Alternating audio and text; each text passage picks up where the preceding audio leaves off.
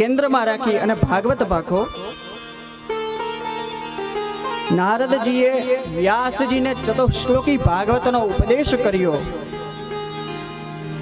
ચતુશ્લોકી ભાગવતનો ઉપદેશ કરી અને નારદજી વિદાય થયા. આ બાજુ વ્યાસજીએ આચમન પ્રાણાયામ કર્યા, ધ્યાન લગાવ્યું અને એ સમાધિમાં જેનું દર્શન કર્યું, સમાધિમાં જ કલમ ઉપાડી અને ભાગવત શાસ્ત્રની રચના કરી. 4 શ્લોકમાંથી 18,000 શ્લોક રચ્યા, 335 અધ્યાય અને 12 સ્કંધવાળી આ દિવ્ય સંહિતા રચી. આ સંહિતા રચી અને પોતાના જ પુત્ર શ્રી સુખદેવને ભણાવી અને શ્રી સુખદેવે ગંગાને કિનારે અનશન લઈ અને બેઠેલા પરીક્ષિત રાજાને કહ્યું.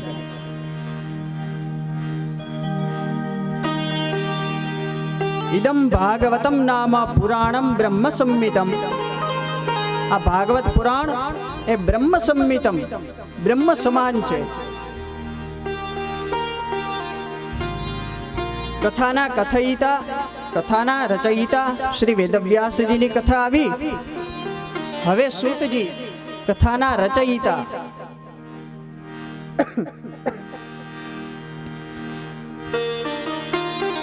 ભાગવતની રચનાની કથા કહે છે. શૌનક ઉવાચ નિર્ગતે નારદે સૂત ભગવાન બાદરાયણઃ શ્રુતવાંસ્તદપિ પ્રેતમ તતઃ કિમ કરોદ વિભુઃ. સૂત ઉવાચ બ્રહ્મનદ્યાં સરસ્વત્યાં આશ્રમઃ પશ્ચિમે તટે શમ્યાપ્રાસ ઇતિ પ્રોક્ત ઋષીણાં સત્રવર્તનઃ. આ ભાગવતની રચના બ્રહ્મ નદી સરસ્વતીને કિનારે થઈ છે. બદ્રિકાશ્રમથી ઉપર જઈએ ત્યાં વ્યાસ ગુફા આવે છે. આ ભાગવતની રચના ત્યાં થઈ છે. સરસ્વતી એ બ્રહ્મ નદી છે, ભાગવત એ બ્રહ્મ વિદ્યા છે.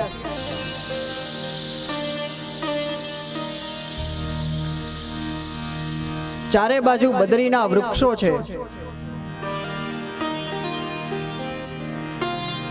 રામાયણ અને ભાગવત આ બંનેની રચના નારદજીની પ્રેરણાથી જ થઈ છે.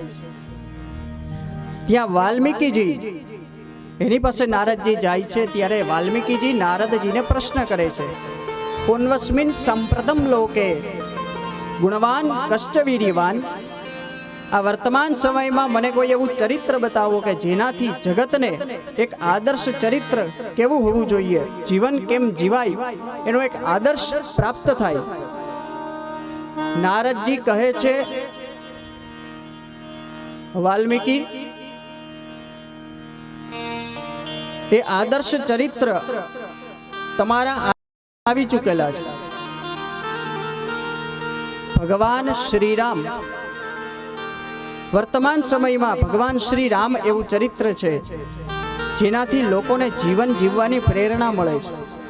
એક આદર્શ પુત્ર કેવો હોવો જોઈએ, આદર્શ ભાઈ કેવો હોવો જોઈએ, આદર્શ રાજા કેવો હોવો જોઈએ.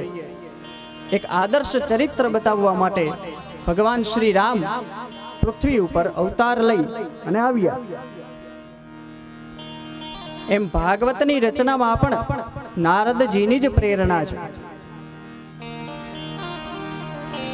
ભાગવતની રચના કરી વ્યાસજીને પૂર્ણ સંતોષ પ્રાપ્ત થયો, વ્યાસજીને પૂર્ણ વિરામ મળ્યો.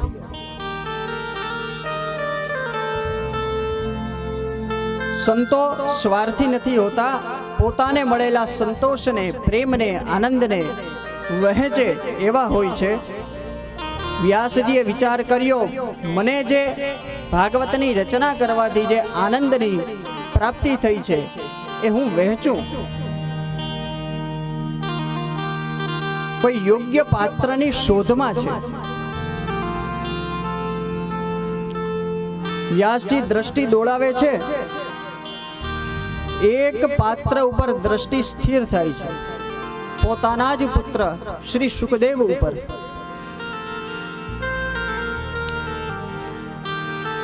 પુત્ર છે એટલા માટે નહીં, પાત્ર છે એટલા માટે વ્યાસજી સુખદેવજીને ભાગવત આપે છે.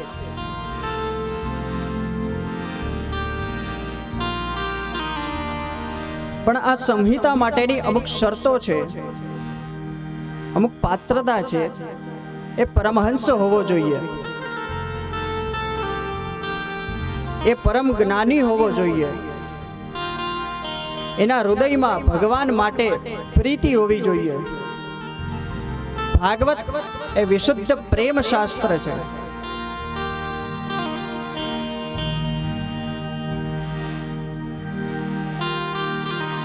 વ્યાસજીએ વિચાર કર્યો, મારો પુત્ર સુખદેવ એ તો કૃતકૃત્ય છે, બ્રહ્મ જ્ઞાની જ નહીં બ્રહ્મ દ્રષ્ટા છે, પણ એ તો જન્મતાની સાથે જ ઘરને છોડી અને જતો રહ્યો છે. હવે એને શીખવવું કઈ રીતે?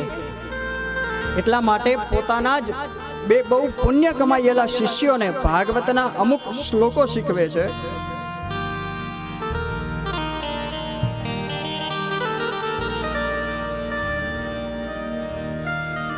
અને શિષ્યોને આજ્ઞા કરે છે કે જ્યારે તમે વનની ગાયોને વનમાં ચરાવવા જાઓ, આશ્રમની ગાયોને વનમાં ચરાવવા જાઓ, ત્યારે આ શ્લોક મધુર કંઠે ગાજો અને અધૂરો ગાજો, પૂરો ન ગાતા.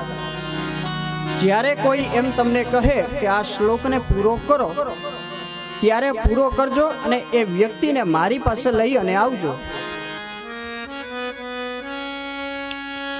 બહુ પુણ્ય કમાયેલા એ શિષ્યો આશ્રમની ગાયોને વનમાં ચરાવવા માટે લઈ જાય છે. એક સાથે 3 કામ થતા પહેલાના સમયમાં. ગુરુએ જે મંત્ર આપ્યો હોય એ પુસ્તક, પહેલા તો પુસ્તક ક્યાં હતા જ, એટલે ગુરુ જે બોલે, જે ઉપદેશ કરે એ સીધું મસ્તકમાં આવી જાય. એટલા માટે વેદોને શ્રુતિ કહી છે. સાંભળેલું સાંભળવા માત્રથી મસ્તકમાં આવે. ગુરુએ આપેલા મંત્રો પાકા થતા જતા હોય, બોલાતા જતા હોય, આશ્રમની ગાયો વનમાં ચરતી હોય અને યજ્ઞ માટેની સમિધાઓ એકત્ર થતી હોય. અને યજ્ઞની સમિધાઓ પણ કેવી ભેગી કરવાની?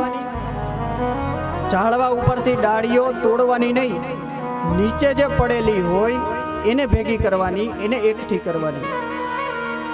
ચાઈ અને ડાળીઓ તોડવાનો રિવાજ એ સમયમાં નહોતો.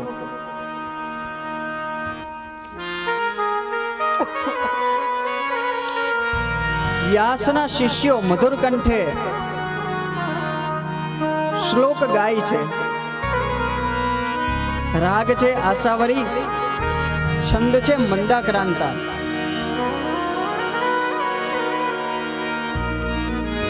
બરહાપીડમ નટવર વપુ કર્ણયો કર્ણિકારમ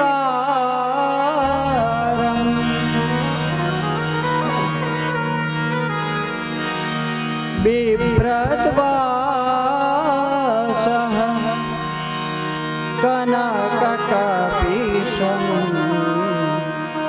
વૈજયંતીમ જમાલા. બરહાપીડમ, બરહ એટલે મોર પંખ, આપીડ એટલે મુકુટ.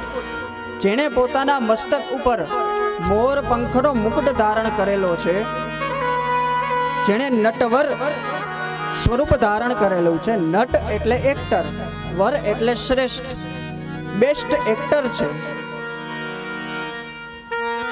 કર્ણયોહો કર્ણિકારમ, જેણે પોતાના કાનમાં કણેરનું સુંદર ફૂલ લગાડેલું છે. સુવર્ણના જેવું પીળું પીતાંબર ધારણ કરેલું છે અને ગળામાં વૈજયંતી માળા ધારણ કરેલી છે.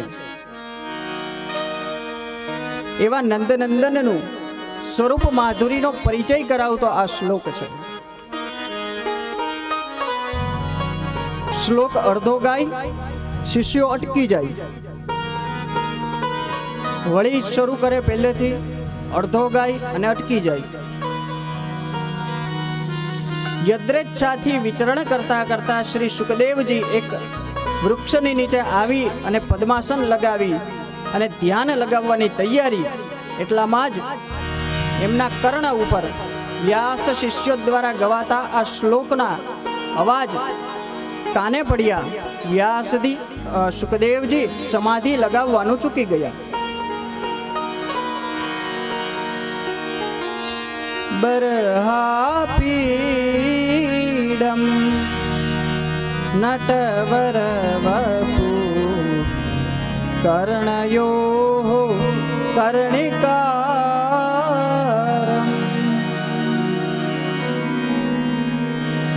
હવે આવું જ રહ્યું. આ શ્લોકના મધુર રવ જ્યાં સુખદેવજીના કાન ઉપર અથડાયા, સુખદેવજીની સમાધિ છૂટી ગઈ, મોઢામાંથી વાહ નીકળી ગયું. પણ વિચાર કર્યો કે આ લોકો શ્લોક અધૂરો જ કેમ ગાય છે? શિષ્યોને પાસે બોલાવ્યા. શિષ્યો આવ્યા પાસે, હાથ જોડી અને ઊભા રહ્યા. કહ્યું, શિષ્યો, તમે શ્લોક તો બહુ સરસ ગાવ છો, પણ અધૂરો જ કેમ ગાવ છો? પૂરો ગાવ ને.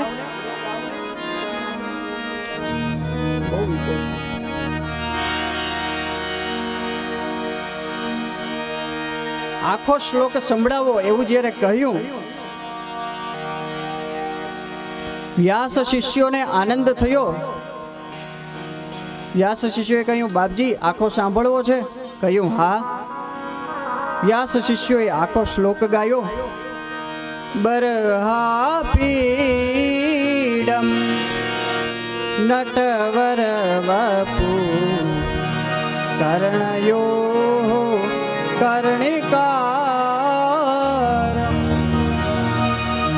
બિભ્રદ્વાસઃ કનકકપિશં વૈજયંતીમ ચ માલાં રંધ્રાન્વેણોરધરસુદયા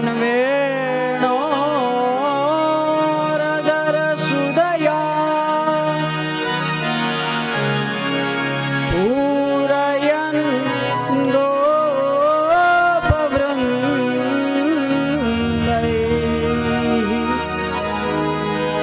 રંધ્રાન્વેણોરધરસુદયા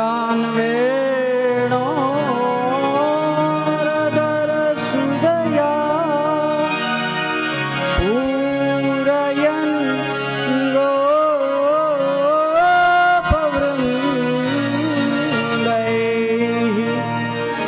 વૃંદારણ્યમ સ્વપદરમણમ પ્રાવિશદ ગીતકીર્તિઃ.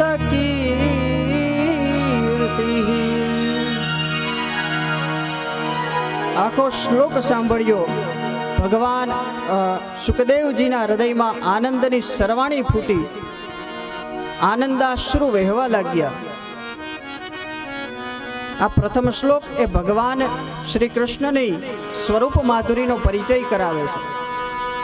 જેમણે મસ્તકે મોરપંખનો મુગુટ ધારણ કરેલો છે, જેમણે દિવ્ય લીલા શરીર ધારણ કરેલું છે, કાનમાં સુંદર ફૂલ છે, સુવર્ણના જેવું પીળું પીતાંબર જેણે ધારણ કરેલું છે, જેણે ગળામાં વૈજયંતી માળા ધારણ કરેલી છે, ઠેઠ ચરણ સુધી પોગે છે, હાથમાં મુરલી ધારણ કરેલી છે, એની આજુબાજુ ઊભા રહી અને ગોપ બાળકો, ગ્વાલ મિત્રો સૌ યશોદાનંદનની કીર્તિનું ગાયન કરી રહ્યા છે.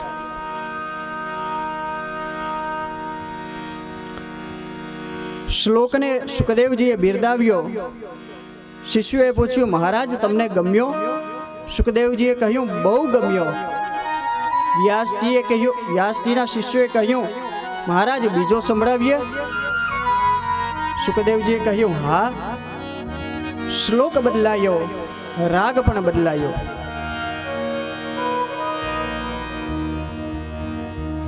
પ્રથમ શ્લોકમાં સ્વરૂપ માધુરી વર્ણવી, બીજા શ્લોકમાં સ્વભાવ માધુરી વર્ણવી. અહો બકીયમ સ્તનકાલકૂપમ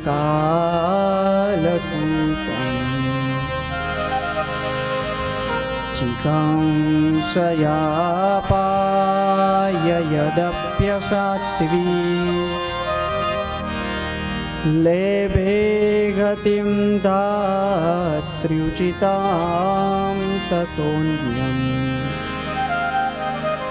કં વાદયાલું શરણં વ્રજેમા.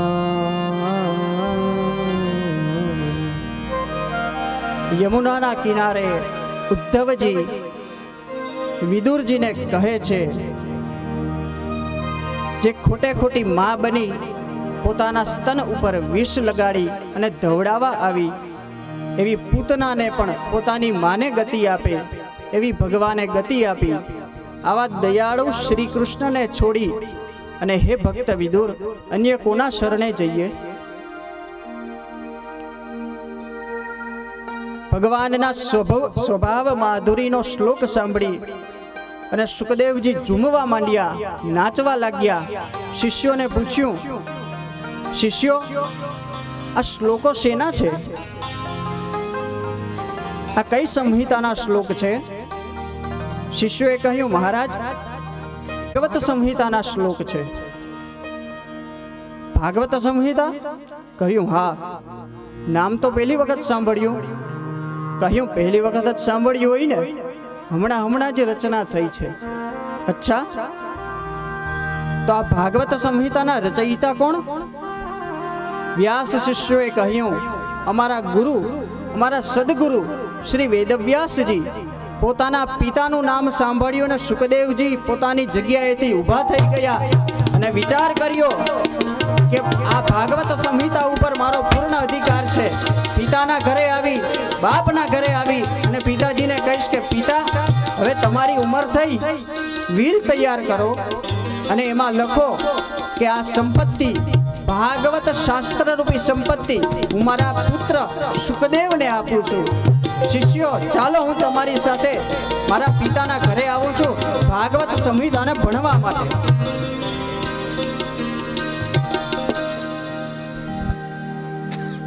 એવા શ્રી સુખદેવજી પોતાના પિતાને ઘરને છોડી અને ચાલેલા એ ભાગવત સંહિતા શીખવા પોતાના પિતાના ઘરે ફરી પાછા આવે છે. વ્યાસજી સુખદેવજીને ભાગવત સંહિતા ભણાવે છે અને એ જ સુખદેવજી પરીક્ષિત રાજાને અનશન લઈ અને બેઠેલા ગંગા તટે 7 દિવસની કથા સંભળાવી અને મુક્તિને માર્ગે સંચરે છે.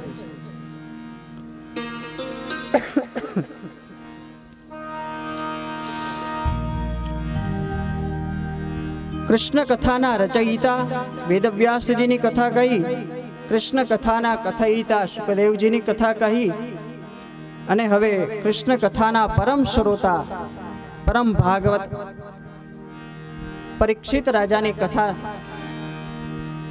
સંભળાવવા માટે સૂતજી હવે કથા કરે છે.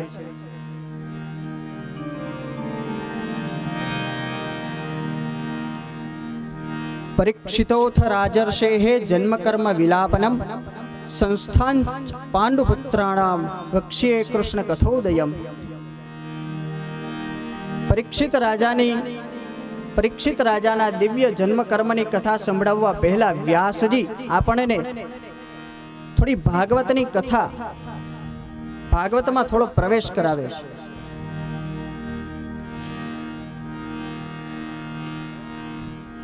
એ પહેલા 2 મિનિટ હરિનામ સંકીર્તન કરીએ.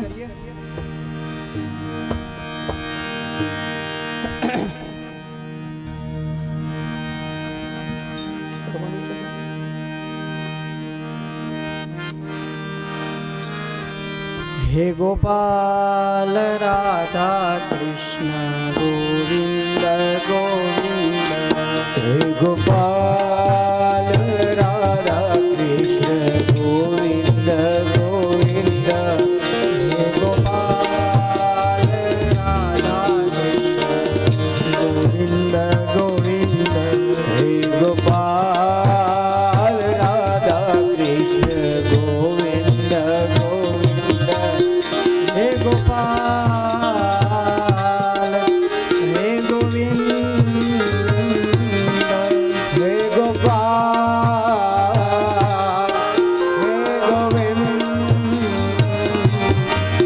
હે ગોપાલ હે ગોવિંદ હે ગોપાલ હે ગોવિંદ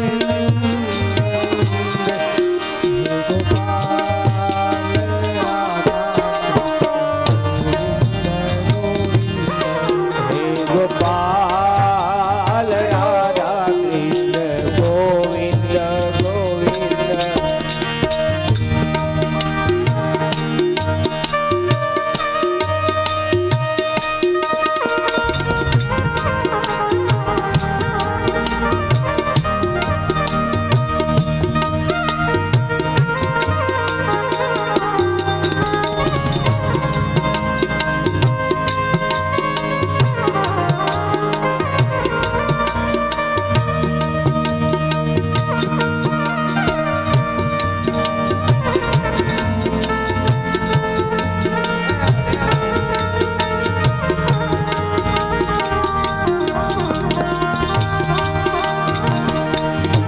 ગોપાલ રાધે ગોવિંદ ગોવિંદ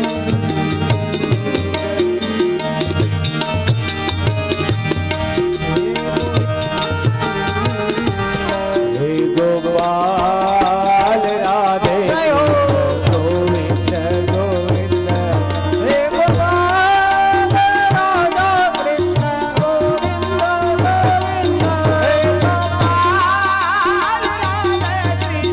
ગોવિંદ ગોવિંદ હે ગોપાલ રાધા કૃષ્ણ ગોવિંદ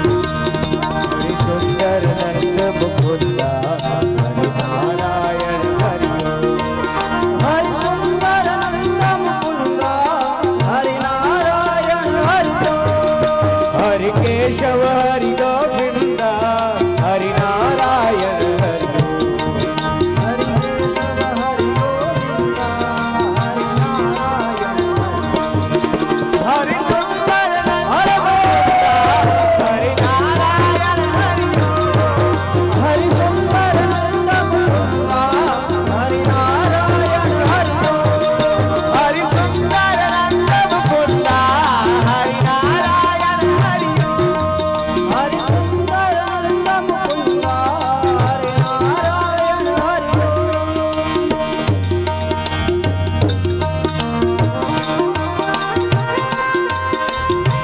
વનમાલી ગિરિવરધારી મોહન મુરવરધારી વનમાલી ગિરિવરધારી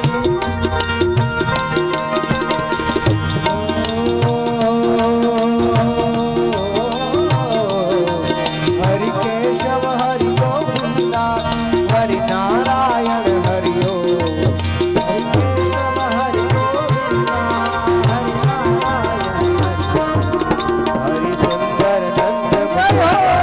હરિ નારાયણ હરિ હરિ સુંદર નંદ મુકુંદા હરિ નારાયણ હરિ હરિ નારાયણ હરિ હરિ નારાયણ હરિ હરિ નારાયણ હરિ હરિ નારાયણ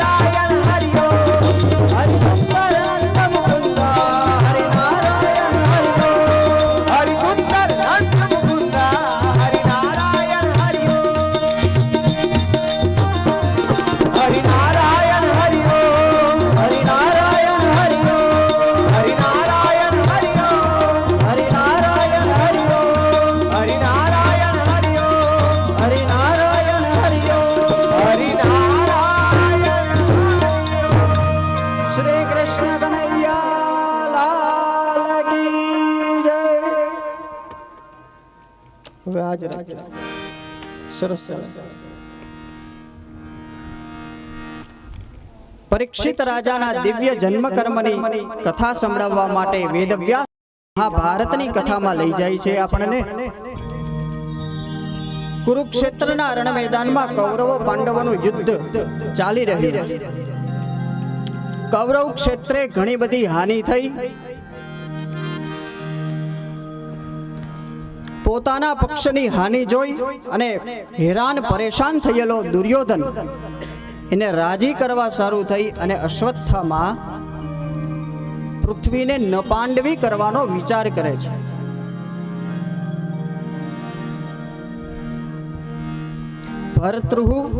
ભર્તુઃ પ્રિયમ દ્રૌણી રીતિસ્મ પશ્યન. દુર્યોધનને પોતાનો સ્વામી માને છે અશ્વત્થામા. એનું ભલું કરવા માટે થઈ અને પાંડવો જ્યારે સૂતા હોય ત્યારે એના માથા કાપી એના માથા વાઢી નાખીશ એવો વિચાર કરે છે. કારણ કે પાંડવોને આમ સામી છાતીએ જીતી શકાય એવા તો હતા નહીં, એટલા માટે કપટથી જીતવાનો વિચાર કરે છે. પણ અશ્વત્થામાના અંતરની વાત અંતર્યામી પરમાત્મા શ્રી કૃષ્ણ જાણે છે. તે દરરોજની જેમ જે જગ્યાએ પાંડવો સૂતા હતા ને, જે છાવણીમાં, ત્યાં ભગવાન શ્રી કૃષ્ણ આવ્યા. પાંડવોને કહ્યું, આજે આપણે અહીંયા નહીં શયન કરીએ, આપણે અન્યત્ર જઈશું. આ પરિવર્તન પાંડવોને સમજાયું નહીં, પણ ભગવાનમાં વિશ્વાસ છે કે ભગવાન જે કરશે એ સારા માટે જ કરશે.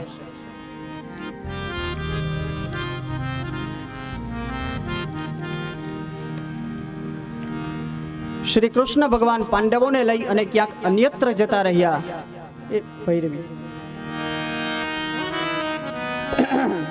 રાત્રિના સમયે અશ્વત્થામા હાથમાં ખુલ્લું ખડગ લઈ અને એ છાવણીમાં આવે છે જે જગ્યાએ દરરોજ પાંડવો સૂતા હતા. ત્યાં આવી પાંચેય સૂતેલા જે વ્યક્તિઓ છે એનું માથું કાપી નાખે છે. શિખાથી પકડી અને દુર્યોધન પાસે એ મસ્તકને લઈ આવે છે. દુર્યોધનની પાસે આવી અને એના ચરણમાં ઘા કરે છે અને કહે છે, દુર્યોધન, તમને વાંધો પાંડવોથી હતો ને? આ લ્યો પાંડવોના 5 મસ્તક. દુર્યોધનને વિશ્વાસ નથી આવતો. કહે છે, દુર્યોધન એ 5 મસ્તકને હાથમાં લઈને સેજ દબાવે છે. એક જરાક માત્ર દબાવતા જ એ મસ્તક તૂટી જાય છે. તપાસ કરાવતા ખબર પડે છે કે આ મસ્તક પાંડવોના નથી, દ્રૌપદીના 5 પુત્રોના છે. ત્યારે દુર્યોધન પણ હાહાકાર કરી ઉઠે છે. અશ્વત્થામા, ત્યાં શું કર્યું? કાલ સવારે અમે પણ નહીં હોઈએ, પાંડવો પણ નહીં હોય, તો અમારી પછવાડે અમારું શ્રાદ્ધ કરનારા કોઈ વારસદારને તે જીવતા નથી રહેવા દીધા. તે અમારા બાળકોની હત્યા કરી. આવું દુષ્કર્મ કર્યા પછી અશ્વત્થામાને પણ પસ્તાવો થયો. એ 5 મસ્તક દ્રૌપદીના પુત્રોના હતા. બીજા દિવસે પ્રાતઃકાળ થયો. કુંતાજી, દ્રૌપદીજી, પાંડવો બધા જાગ્યા. પણ પાંડવ પુત્રો દ્રૌપદીના જે હતા એની છાવણી બંધ છે, કોઈ જાગ્યું નહીં. તપાસ કરાવી ખબર પડી. જઈ અને જોયું તો લોહીના ખાબોચિયામાં 5 ધડ મસ્તક વગરના પડ્યા છે. દ્રૌપદીજી વિલાપ કરવા લાગ્યા. કુંતાજીને અતિ દુઃખ થયું. પાંડવો સહિત શ્રી કૃષ્ણ ત્યાં આવ્યા. અહીંયા દ્રૌપદીજી વિલાપ એટલા માટે કરે છે કે દ્રૌપદીના પુત્રો, આ 5 પુત્રો, એની હત્યા નિંદરમાં થઈ છે. નિદ્રાધીન હતા, નિંદરમાં એને મારી નાખવામાં આવ્યા. શાસ્ત્ર મર્યાદા તો એવી છે કે જે ભગવાનની કથામાં તલ્લીન થઈ અને એક ચિત્તે કથા સાંભળતો હોય ને એને પણ અકારણ બોલાવવો નહીં, એને પણ મહાપાપ કહ્યું છે. નિંદરમાં કોઈની હત્યા કરવી એ પણ મહાપાપ છે. સામી છાતીએ રણ મેદાનમાં લડી અને મર્યા હોત તોય વીરગતિને પામ્યા હોત. ભગવાનની દ્રષ્ટિ નથી પડી તો આની સદગતિ કેમ થશે? નિંદરમાં હત્યા થઈ છે, આની સદગતિ કેમ થઈ છે, કેમ થશે? દ્રૌપદીજી વિલાપ કરવા લાગ્યા. પાંડવો સહિત શ્રી કૃષ્ણ આવ્યા. દ્રષ્ટિ માત્રથી પાંચેયને સદગતિ આપી. આ પાંચેય ધડ ને જોઈ અને અર્જુનજીએ તરત પ્રતિજ્ઞા કરી. તપાસ કરાવી તો ખબર પડી આ કામ અશ્વત્થામાનું છે. તરત પ્રતિજ્ઞા કરી, દ્રૌપદી તમારા અશ્રુને ત્યારે જ લુચ્યા માનશો જ્યારે આ 5 પાંડવ પુત્રોના હત્યારાના માથાને વાઢી એનો પાટલો બનાવી અને એની ઉપર બેસાડીને તમને સ્નાન કરાવીશ. પ્રતિજ્ઞા કરી અને શ્રી કૃષ્ણ સામે દ્રષ્ટિ કરી. ભગવાને રથ તૈયાર કર્યો. આ બાજુ અશ્વત્થામાને ખબર પડી કે અર્જુનજી આવે છે મને મારવા માટે. અશ્વત્થામા રથ લઈ અને દોડ્યા. પાછળ શ્રી કૃષ્ણ અને અર્જુનજી, આગળ અશ્વત્થામા. અર્જુનજીએ અશ્વત્થામાના રથના પૈડાનું નિશાન લઈ અને બાણ છોડ્યું. અશ્વત્થામાનો રથ ભાંગી અને ભૂક્કો થયો. બચવાનો કોઈ ઉપાય ન મળતા અશ્વત્થામાએ બ્રહ્માસ્ત્રનું શરસંધાન કર્યું અને છોડ્યું. સૌ લોકો પ્રલયકાળ એવી બૂમો પાડવા લાગ્યા. અશ્વત્થામાના બ્રહ્માસ્ત્રથી પીડાતા અર્જુનજી ભગવાનને શરણે આવ્યા. કૃષ્ણ કૃષ્ણ મહાબાહો ભક્તાનામ ભયંકર ત્વમેકો દહ્યમાનાનામ અપવર્ગોસि સંશ્રુતે. હે કૃષ્ણ, હે અભયંકર, હે મહાબાહો, આપ સાક્ષાત ઈશ્વર છો, પ્રકૃતિથી પર છો.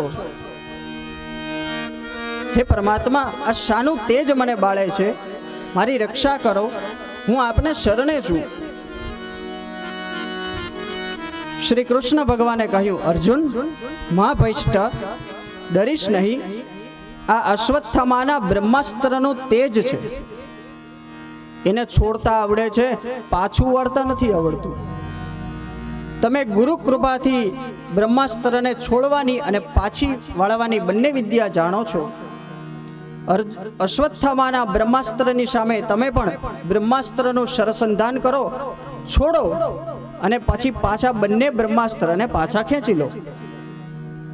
શ્રી કૃષ્ણની આજ્ઞા પ્રમાણે અર્જુનજીએ આચમન પ્રાણાયામ કરી અને બ્રહ્માસ્ત્રનું શરસંધાન કર્યું. અર્જુનજી દ્વારા છોડાયેલું બ્રહ્માસ્ત્ર અને અશ્વત્થામાનું બ્રહ્માસ્ત્ર બંને આકાશમાં ટકરાયા. સમુદ્ર ગર્જના કરવા લાગ્યો, દિશાઓ બળવા લાગી. લોકો બંને કાન ઉપર પ્રલયકાળની બૂમો પાડવા લાગ્યા. બંને કાન ઉપર હાથ દઈ અને પાછી કૃષ્ણ ભગવાનની આજ્ઞા થઈ એટલે અર્જુનજીએ બંને બ્રહ્માસ્ત્રોને મંત્ર ભણી અને પાછા ખેંચી લીધા. બચવાનો હવે કોઈ જ ઉપાય ન મળતા અશ્વત્થામા દોડવા લાગ્યા. અર્જુનજી પણ દોડવા લાગ્યા અશ્વત્થામાને પકડવા. અશ્વત્થામાને અર્જુનજીએ પકડ્યા, ખડગ કાઢ્યો અને જ્યાં માથું વાઢવા જાય, કાપવા જાય ત્યાં વિચાર આવ્યો, વર્ણાનામ બ્રાહ્મણો ગુરુ. બ્રાહ્મણ એ વર્ણોનો ગુરુ છે.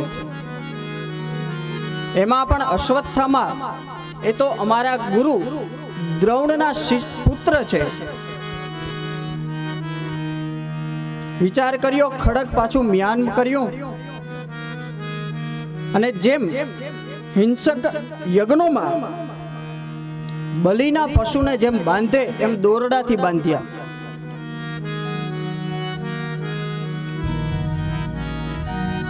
શ્રી કૃષ્ણે કહ્યું, અર્જુન, તમારી પ્રતિજ્ઞા પ્રમાણે આપણે આખા અશ્વત્થામાનું કામ નથી, ખાલી એનું માથું કાપી નાખો. તમારી પ્રતિજ્ઞા પ્રમાણે આપણે ખાલી અશ્વત્થામાના મસ્તકનું જ કામ છે. શ્રી કૃષ્ણ પરીક્ષા કરે છે અર્જુનજીની.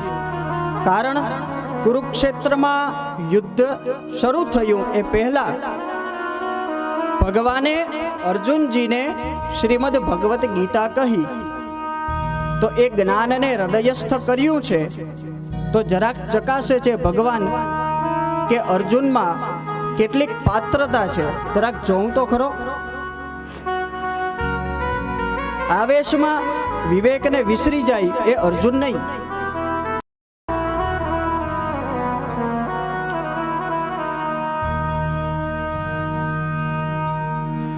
અર્જુનજીએ કહ્યું, હે ભગવાન, આ અમારા ગુરુ એના પુત્ર છે. અત્યારે અમારા ગુરુ આ પુત્ર રૂપે જ છે. એની હત્યા કરવી એ અમને પાપ લાગે. એમાં વર્ણાનામ બ્રાહ્મણો ગુરુ, વર્ણોનો ગુરુ બ્રાહ્મણ ગણાય, એટલે એમ પણ એની હત્યા ન થાય.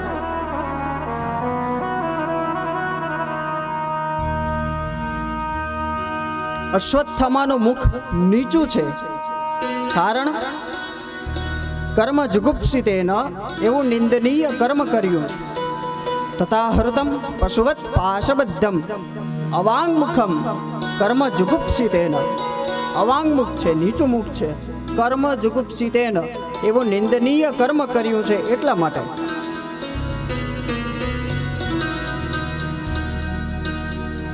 બાંધી અશ્વત્થામાને અને અર્જુનજી અને શ્રી કૃષ્ણ ભગવાન આવ્યા દ્રૌપદી પાસે. આવી અને કહ્યું, લ્યો દ્રૌપદી, તમારા 5 પુત્રોનો હત્યારો આ રહ્યો. કહો હવે આનું શું કરવું છે? દ્રૌપદીજીએ જોયું, નિરીક્ષ્ય કૃષ્ણાપકૃતમ ગુરોઃસુતમ વામ સ્વભાવ કૃપયા નનામ ચ.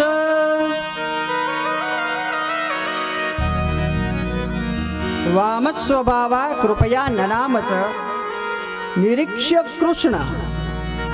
દ્રૌપદીજીને અહીંયા કૃષ્ણ કહ્યા છે. અશ્વત્થામાને જોયા અને વામ સ્વભાવ કૃપયા નનામ ચ. 2 હાથ જોડી અને દ્રૌપદીએ અશ્વત્થામાને વંદન કર્યા. પોતાના પુત્રના હત્યારાને કોઈ પગે લાગે? દ્રૌપદીજીએ કર્યા. શું કામે? વર્ણાનામ બ્રાહ્મણો ગુરુ. વંદનમાં વેરને સમાવવાની તાકાત છે. વેરીને વંદન કરો તો એ વેર ભૂલે. દ્રૌપદીજીએ અશ્વત્થામાને વંદન કર્યા અને કહ્યું, વાચ ચાસ હંતસ્ય બંધના નયનમ સતી મુચ્યતામ મુચ્યતામ એષ બ્રાહ્મણો નિતરામ ગુરુ. હે પાંડવો, આને છોડી દો, છોડી દો. મુચ્યતામ મુચ્યતામ એષ, આને છોડી દો, આને છોડી દો. 2 વખત કહ્યું. શું કામ? કારણ કે આ મારો દ્રઢ સંકલ્પ છે, દ્રઢ નિશ્ચય છે. આને છોડી દો, આને છોડી દો.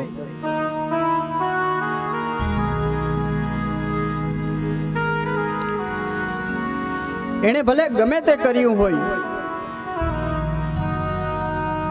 હે પાંડવો, તમે જેની પાસેથી સરહસ્ય ધનુર્વેદ શીખ્યા, એ ગુરુના આપણા ઉપર, તમારા ઉપર અનંત ઉપકારો છે.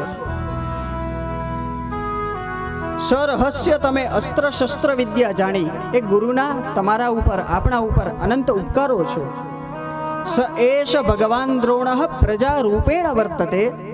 આ એ જ દ્રોણ ગુરુ એની પ્રજાના રૂપે, એના પુત્ર રૂપે અત્યારે જીવિત છે. અને છોડી દો, અને છોડી દો. દ્રૌપદી એ બહુ સમજવા જેવું પાત્ર છે મહાભારતમાં.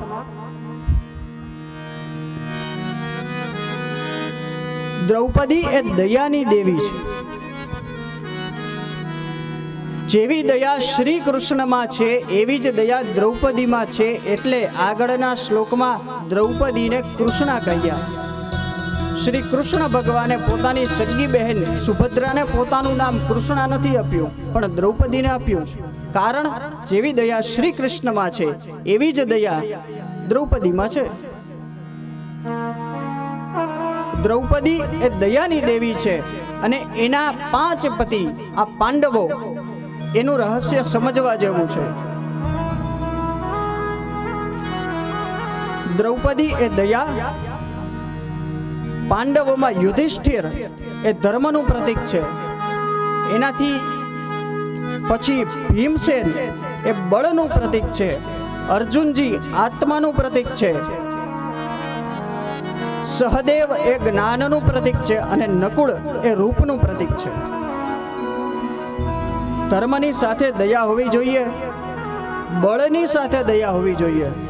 તાકાતવાળા ગમે એવા હોય, પણ જો દયા ન હોય તો એ તાકાત, એ શક્તિ બીજાનું રક્ષણ કરવાને બદલે બીજાનું ભક્ષણ કરશે, કોઈને કનડશે, કોઈને હેરાન કરશે, પરેશાન કરશે.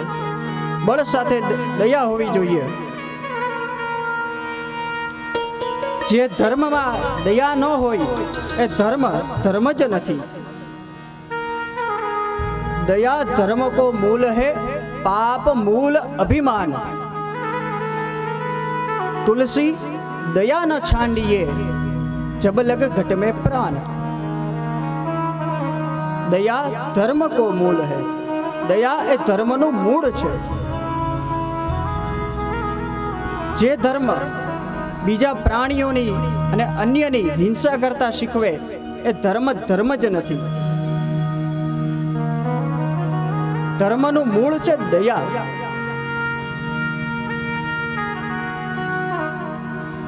પણ દ્રૌપદીએ છોડી દેવાનું કહ્યું ને એટલે અર્જુનજી માટે હવે પ્રશ્ન ઉપસ્થિત થયો. દ્રૌપદીએ છોડી દેવાનું કહ્યું તો અર્જુનજીની પ્રતિજ્ઞાનું શું? ક્ષત્રિય તો એના વચનથી ઓળખાય. અને જ્યાં લઈ આવી અશ્વત્થામાને અને આમ દ્રૌપદીના પાસે આમ નીચે ફેંક્યા ને એટલે ભીમે કહ્યું આને મારી નાખો, આના કટકા કરી નાખો, આને જીવતો ન છોડાય. અને ધર્મરાજ યુધિષ્ઠિરે કહ્યું આને છોડી દો. દ્રૌપદી અને ધર્મરાજ યુધિષ્ઠિરનો એક મત છે. અર્જુનજીની પ્રતિજ્ઞા અને ભીમસેને જે કહ્યું એ એક મત છે. હવે અર્જુનજી માટે યુધિષ્ઠિર એ પણ મોટા ભાઈ અને ભીમસેન એ પણ મોટા ભાઈ. આમાં કોની આજ્ઞાનું ઉલ્લંઘન કરવું અને કોની આજ્ઞા પાળવી? એકની આજ્ઞાનું ઉલ્લંઘન કરે તો બીજાને ખોટું લાગે, તો બીજાનું માને તો. અર્જુનજી માટે જ્યારે પ્રશ્ન ઉપસ્થિત થાય ને એટલે એની જ પાસે સમાધાન છે. આમ ત્રાસી દ્રષ્ટિ કરે શ્રી કૃષ્ણ સામે, જુએ એટલે તરત એને એનો જવાબ મળે. દુનિયાનું કોઈ એવું તાળું નથી કે જેની ચાવી શ્રી કૃષ્ણ પાસે ન હોય.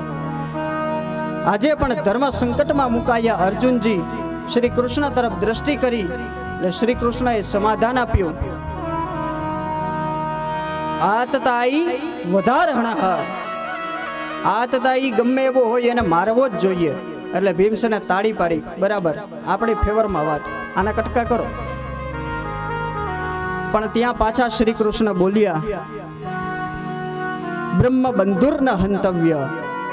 આતતાઈ ગમે એવો હોય એને મારવો જ જોઈએ, પણ જો બ્રાહ્મણ હોય તો એનો શિરોવધ ન થાય, એનો શિખાવધ થાય, જો રાખતો હોય તો. અર્જુન, હત્યારો આતતાઈ ગમે તેવો હોય એની હત્યા થવી જ જોઈએ, એને હણવો જ જોઈએ.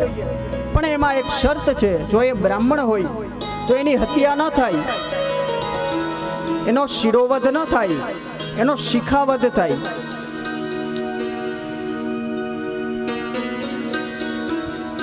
કોઈ માનદાર માણસને ભર સભામાં 2 કટકા તમે થોડુંક નીચું બોલો ને તો એ એના મૃત્યુ સમાન છે.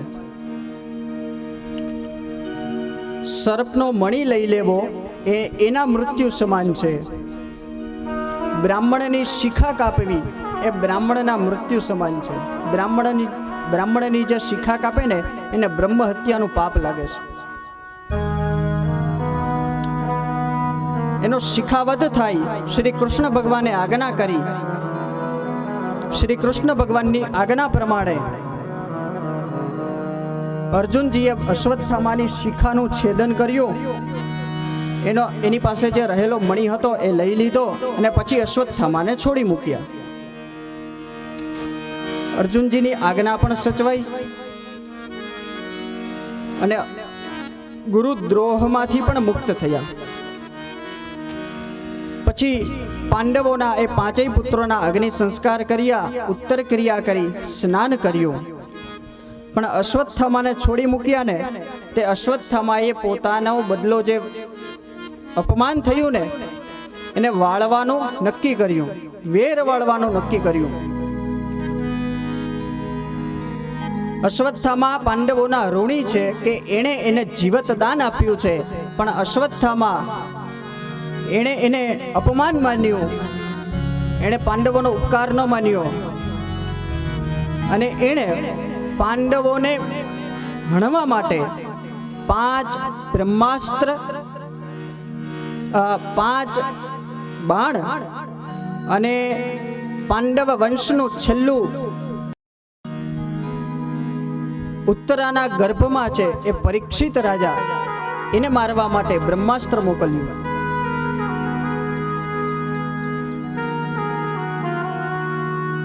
પાંડવ વંશને આગળ વધારનાર એક બાળક એ અભિમન્યુનો પુત્ર છે. ઉત્તરા વિધવા છે, એના તેજથી બળે છે. ઉત્તરા દોડતા દોડતા શ્રી કૃષ્ણને શરણે આવ્યા. પાહી પાહી મહાયોગિન દેવ દેવ જગતપતે નાન્યમ ત્વદ ભયમ પશ્ય યત્ર મૃત્યુ પરસ્પરમ. હે પ્રભુ, બચાવો, રક્ષણ કરો. કશાકનું તેજ મને બાળે છે. કદાચ મારું મૃત્યુ થાય તો ભલે મૃત્યુ થાય, પણ મારા પાંડવ વંશને આગળ વધારનાર મારા ગર્ભમાં રહેલ, મારા ઉદરમાં રહેલ આ ગર્ભનું મૃત્યુ ન થજો. ઉત્તરાએ એમ ન કીધું કે આ અશ્વત્થામાં બહુ નળે છે તો એને મારી નાખો. એણે એમ કહ્યું, મારું મૃત્યુ થાય તો ભલે થજો, પણ આ મારા બાળકનું રક્ષણ કરજો. પાંડવોએ 5 બાણને આવતા જોયા. હજી શસ્ત્ર સજ્જ થઈ અને એનો પ્રતિકાર કરવા તૈયાર થાય ત્યાં ભગવાન શ્રી કૃષ્ણે સુદર્શન ચક્ર છૂટું મૂક્યું. 5 બાણ આકાશમાં જ કપાયા. ઉત્તરાના પાછા પેસતા શ્વાસ વડે શ્રી કૃષ્ણ ભગવાને નાનકડું સ્વરૂપ ધારણ કરી ઉત્તરાના ગર્ભમાં ગયા. અશ્વત્થામાના બ્રહ્માસ્ત્રથી એ પાંડવ વંશના બીજને એનું રક્ષણ કર્યું અને પછી પાછા ભગવાન બહાર પધાર્યા. ઉત્તરાના ગર્ભસ્થ શિશુની રક્ષા કરી બહાર આવ્યા ત્યારે પ્રભુની સ્તુતિ કુંતાજીએ કરી છે. બહુ સુંદર સ્તુતિ છે. એ હવે બીજા સત્રમાં સાંજે 4 થી 7 આવશે. અત્યારના કથા સત્રને અહીંયા વિરામ આપીએ. પહેલા 2 મિનિટ હરિનામ સંકીર્તન, પાછા સાંજે 4 વાગે 4 થી 7 અથવા તો હરિ ઈચ્છા સુધી, પણ 4 વાગે કથા શરૂ થઈ જશે. આપ સૌ આમંત્રિત છો, બધા જ આવજો. આપણું જ છે, આપણે દાદાની ગોદમાં બેસી અને કથા સાંભળવાની છે, શ્રવણ કરવાનું છે. માટે અત્યારની કથા સત્રને વિરામ આપીએ. 2 મિનિટ હરિનામ સંકીર્તન. હરિભજન વિના સુખ શાંતિ નહીં, હરિભજન વિના સુખ શાંતિ નહીં, હરિભજન વિના સુખ શાંતિ નહીં, હરિભજન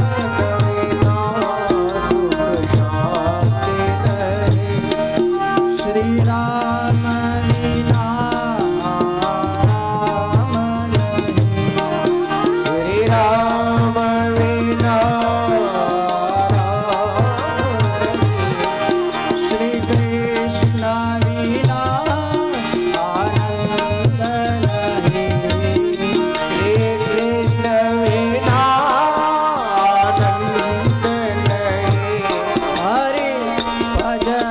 વિના સુખ શાંતિ નહીં.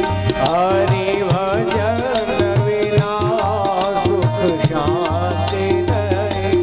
રાજા રામ રામ રામ સીતા રામ રામ રાજા રામ રામ રામ સીતા રામ રામ રામ. રાજા રામ રામ રામ સીતા રામ રામ રાજા રામ રામ રામ સીતા રામ રામ રામ. રાધે શ્યામ શ્યામ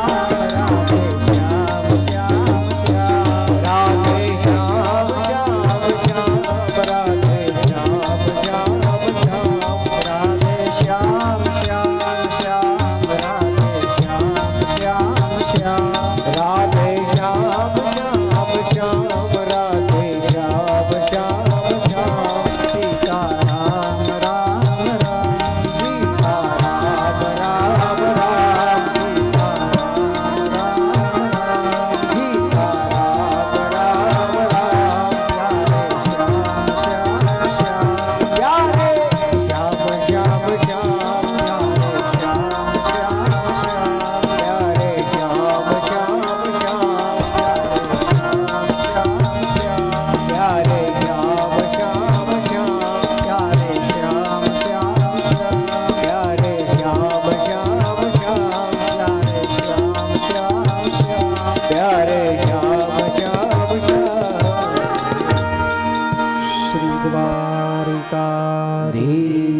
શ્રી જય શ્રી ગોવર્ધનનાથ કી જય શ્રી ગિરિરાજ તરણ કી જય સદગુરુ દેવ કી જય.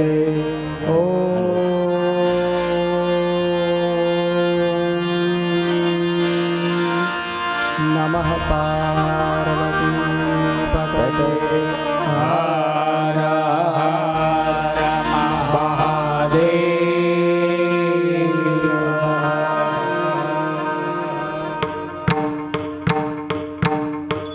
ચાંપલમલ દાદાના સાનિધ્યમાં જોશી પરિવાર આયોજિત આપણા પરિવારજનોની સાનિધ્યમાં દરેકના સાથ સહકારથી ચાલી રહેલી આ ભાગવત કથાના આજે સૈદ્ધાંતિક દૃષ્ટિએ પ્રથમ દિવસ ગણાય, પણ આમ પૂજા યજ્ઞ સહિત દ્વિતીય દિવસ અને એની અંદર આપણા આમંત્રણને માન આપી વેરાવળની બાજુમાં આવેલા ડારી ગામની હાઈસ્કૂલના શ્રી પંડ્યા સાહેબ શ્રી પ્રદીપભાઈ પંડ્યા કે જેઓ અમારા વેરાવળ સમસ્ત બ્રહ્મ સમાજના અગ્રણી પણ છે, અમારા પરમ મિત્ર પણ છે અને તેઓ અત્રે ઉપસ્થિત છે, સવારથી આવેલા છે. તેઓ શાસ્ત્રીજીનું સ્વાગત કરવા ઈચ્છે છે, તો શ્રી પંડ્યા સાહેબને વિનંતી કરું કે તેઓ સ્ટેજ ઉપર પધારે અને શાસ્ત્રી વિવેકભાઈ જોશીનું તેઓ સ્વાગત કરશે. જ્યારે સ્વાગત થશે ત્યારે આપણે તેમને તાળીઓના ગડગડાટથી વધાવીશું. તો શ્રી પ્રદીપભાઈ પંડ્યા વ્યાસપીઠ ઉપરથી શાસ્ત્રી શ્રી વિવેકભાઈ કે જેઓ ભાગવત કથા શ્રવણ કરાવી રહ્યા છે તેમનું સ્વાગત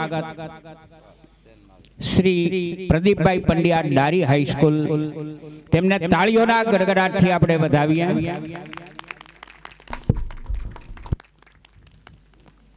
ખૂબ ખૂબ ધન્યવાદ, ખૂબ ખૂબ આભાર પંડ્યાજી. આપે અત્યારે આપની વ્યસ્તતાની વચ્ચે પણ આ સમય કાઢી સમય ફાળવી અને અમારા આમંત્રણને માન આપીને અત્રે ઉપસ્થિત થયા.